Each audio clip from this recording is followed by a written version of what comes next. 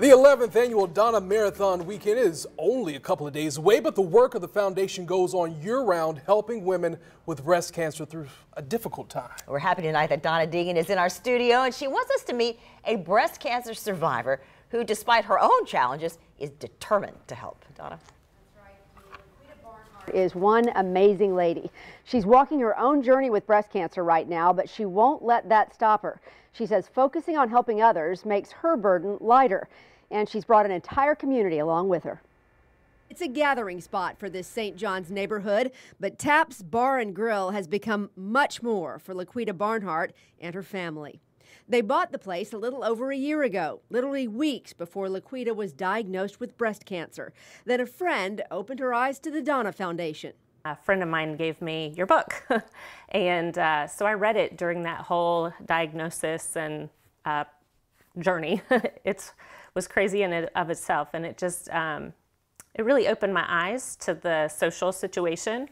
And I loved that you called it underserved women. And I thought, oh my gosh, what would we do if we didn't have the restaurant? TAPS gave her the financial security to cover the medical costs while she was transitioning from her corporate job. But she still had a million questions about insurance. She turned to the foundation for help. I had so many questions and I had no idea where to go for the answers. And I got a lot of stuff from the Donna Foundation that kind of helped put me at ease so I wasn't walking on eggshells every day. Well, that's really one of the things. Obviously, financial assistance is a huge part of what we do, but also the whole goal is to remove all the friction that goes along with what is already an incredibly stressful situation. It really is, and yeah, and insurance is stressful to begin with. Never mind when you have a disease that you are worried about as well. But yeah, it was great to have the information just come right into my email, and I just, you know, I'd open it up, I'd read it, and I'd say, okay, what about this? And then I would get a response. Obviously, all of us that are in this club that we never asked to be in have things that always are whirling around in our heads. What are some of those things? Well, you know, we're constantly, and you can't make it go away. Is it going to spread? Is it going to metastasize? Where to? You know, what's my reaction going to be to this new drug or medicine that they're wanting to give? Or what's the routine going to be like? Am I going to be sick? Am I going to have time with my children? Or am I going to be laid up in bed? So there's a lot of those little stressors that play in your mind. You have no control over some of those things you just talked about. And so to be able to come in and say, okay, at the very least, we can remove, for a lot of people, the bills or the you know, the, as you said, the insurance worries or whatever. How valuable is that in your mind?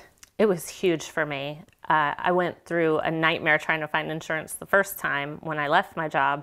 I did not want to go through it again while going through all these other things in my mind. So the fact that the Donna Foundation kind of stepped in and helped with that portion was a huge weight off my shoulders. Now Laquita wants to help take that weight from the shoulders of other women. She's partnered with fellow survivors to form a group called Hope Floats.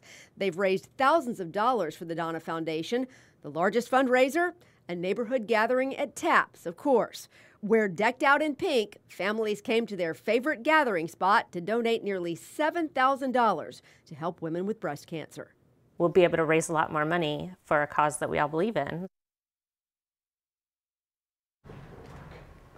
Love that lady. Laquita's Hope Floats group will have a booth at the Donna Expo. That starts tomorrow, and they're encouraging everybody to come by and learn more about helping the Donna Foundation. And these ladies are tireless. Fundraiser after fundraiser after fundraiser. They'll, of course, help with the race this weekend, but, you know, they never stop. It's so great to have that help when you're going through such a difficult time. That's one less thing you have to think about. Absolutely. And by the way, if anybody has any gently used clothes that they'd like to donate, their last fundraiser of the season is going to be, they're collecting, you know, a closet for the foundation. That's good. So if you have things that you'd like to give away that you know you probably don't use anymore, good time to do it over at the Expo. That's great. Perfect. Thank you for Donna. coming in. I know you got tons going on. Laquita, we are cheering you on too. So the